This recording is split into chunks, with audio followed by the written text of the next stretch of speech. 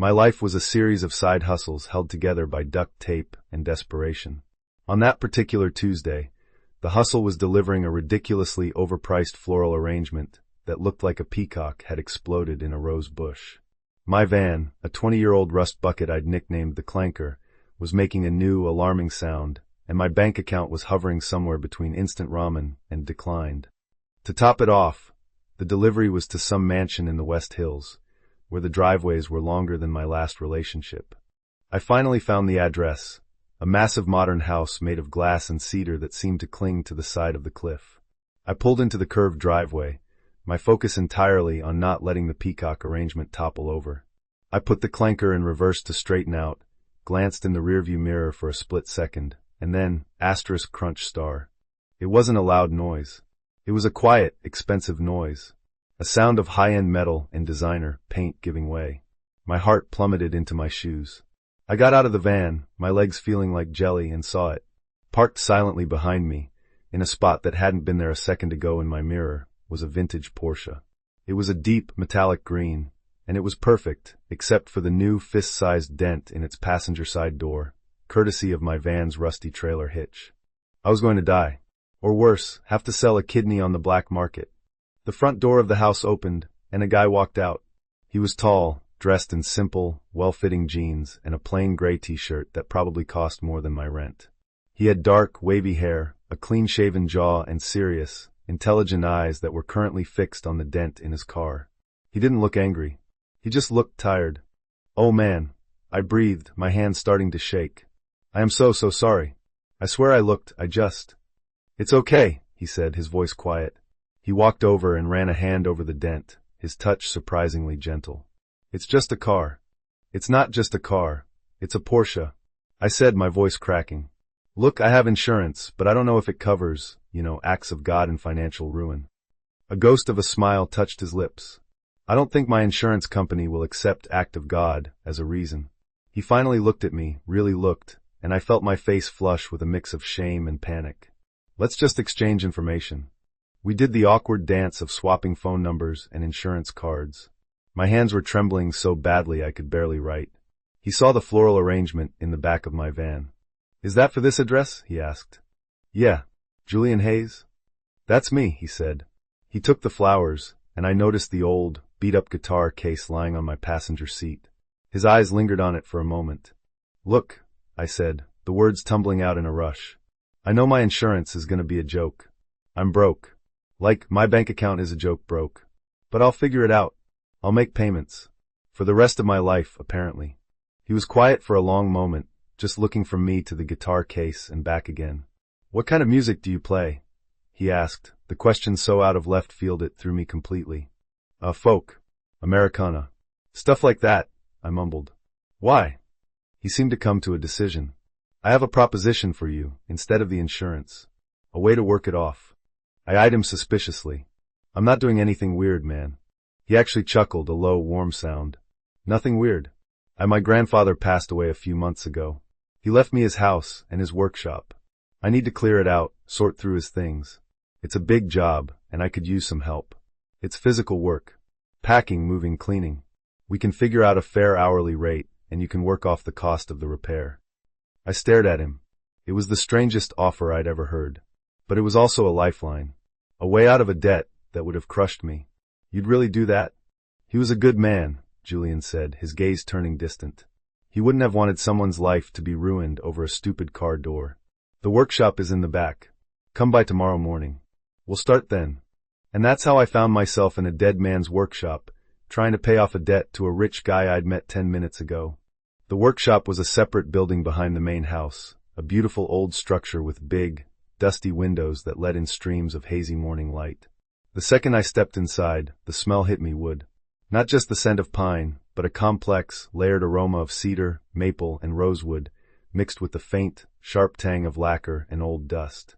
The place was a luthier's workshop. Guitars, in every stage of creation, hung from the walls. Necks were clamped to benches, curved bodies lay waiting for their tops, and tools of every shape and size were arranged with a meticulous order that bordered on art. It was a sanctuary. "My grandfather, he built guitars," Julian said from the doorway. "For almost 50 years. He was an artist, I breathed, running a hand over a perfectly sanded piece of spruce. Our work began. The job was exactly as Julian had described: sorting, packing, and cleaning. We started with boxes of old invoices and wood scraps. The work was quiet and methodical. Julian wasn't a big talker. He'd give me a task, and we'd work in a comfortable silence, the only sounds being the scrape of boxes and the soft music he played from a small speaker. I learned more about him in the silence than I ever would have in conversation. I saw the way he'd pick up a hand plane or a chisel, his thumb tracing the worn wood of the handle with a quiet reverence. I saw the sad, distant look in his eyes when he found a half-finished guitar neck with his grandfather's pencil marks still on it. He wasn't just cleaning out a workshop, he was sifting through the remains of a life, trying to find the man he missed. Slowly, he started to open up. He told me his grandfather had practically raised him, that he'd spent his childhood in this workshop, sweeping up wood shavings and learning the names of all the different woods. "I work in finance," Julian told me one afternoon as we wrapped delicate tools in cloth. "I sit at a computer all day and move numbers around." He made things. Real, beautiful things that people could hold and make music with. "It feels insignificant what I do." "You pay the bills," I said, trying to sound practical. "Yeah," he said, but he was looking at a row of gleaming, finished guitars on the wall. "I guess." In turn, I found myself talking too. I told him about the bands I'd been in, the endless string of crappy bar gigs, the feeling of playing your heart out to a room of 5 people who were more interested in their phones. I told him how the constant hustle had worn me down, how my guitar had started to feel more like an obligation than a passion. "I haven't written a song in over a year," I admitted, the confession hanging in the dusty air. "Every time I pick it up, it just feels empty." He didn't offer any platitudes or easy advice. He just nodded like he understood. One afternoon, in the back of a deep closet, we found it. It was a guitar body, an acoustic, made from the most beautiful piece of koa wood I'd ever seen, its grain shimmering like a tiger's eye. The top was Sitka spruce, and it had been joined and braced, but the neck was only partially carved, and it hadn't been attached yet. It was the last guitar his grandfather had been working on. Julian ran his hand over the raw wood, his expression unreadable. "He was making this one for himself," he said quietly. "He always said he'd make his own perfect guitar when he retired." We placed it carefully on the main workbench, a silent monument in the center of the room. The next day, Julian came into the workshop while I was dusting off some shelves. He was holding my old guitar case. "Play something," he said. It wasn't a request, it was a simple statement. "What?" "No man, I'm working." "I'm the boss," he said with that ghost of a smile. "I'm giving you a mandatory break. Play." I hesitated, then sighed and took the guitar out. It felt foreign in my hands. I sat on a stool and fumbled through a few chords. My fingers were stiff, the calluses softened from lack of use. The music was clunky and soulless. It was embarrassing. I stopped after a minute, my face burning. "See? I'm out of practice. It's bad." Julian was quiet for a moment. Then he walked over to the workbench and picked up a small, curved piece of wood. "When I was a kid," he said, "I tried to help him carve a neck. I totally screwed it up. I gouged the wood, the lines were all wrong. I thought I'd ruined this expensive piece of maple. I was about to throw it out." He looked at me. My grandfather stopped me. He said, "You didn't ruin it, Julian. You just found a spot that needs a little more patience. The wood is still good. You just have to be willing to do the work to find the right shape again." He put the piece of wood down. "Your fingers haven't forgotten," he said softly. "You just need to be patient. Find the right shape again." I didn't know what to say. I just looked at him, at this quiet, serious man who saw the good wood underneath my screw-ups. A few days later, we had cleared most of the workshop. The space felt bigger, emptier. All that was left was the main workbench and the unfinished guitar. The debt for the Porsche was almost paid off. A strange sense of melancholy settled over me. I didn't want it to be over. "What are you going to do with it?" I asked, nodding toward the guitar. "I don't know," Julian said. "I can't finish it. I don't have the skill. I guess it'll just stay like this." We both looked at it, a beautiful, silent, unfinished song. "You know," I said, the idea forming even as I spoke it. "The body's done. The bracing is perfect. The hardest part is setting the neck. Getting the angle just right, so the intonation is true." "I know," he said, his voice flat. "I could do it," I said. The words felt huge, audacious. "I've never built one from scratch, but I've done repairs. I've reset necks before. I could finish it. For him. Julian stared at me, his eyes wide with a mixture of shock and something else I couldn't name.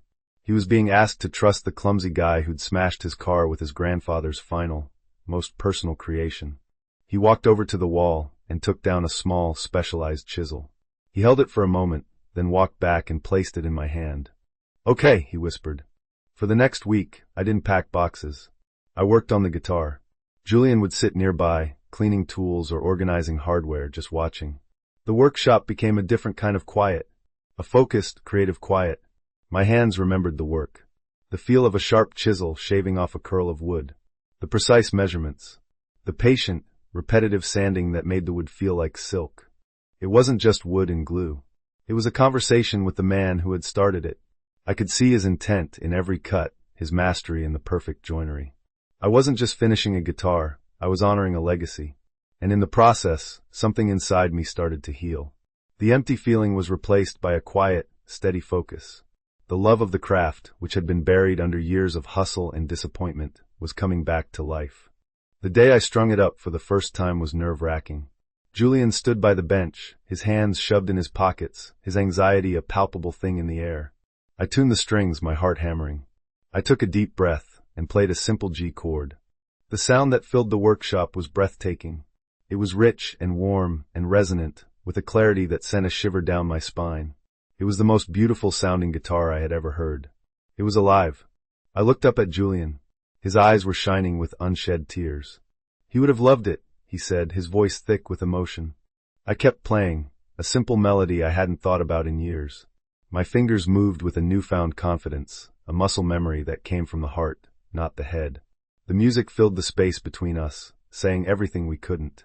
When I finished, the silence that followed was different. It wasn't empty. It was full. "Your debt is paid," Julian said softly. I nodded, my throat tight. Yeah.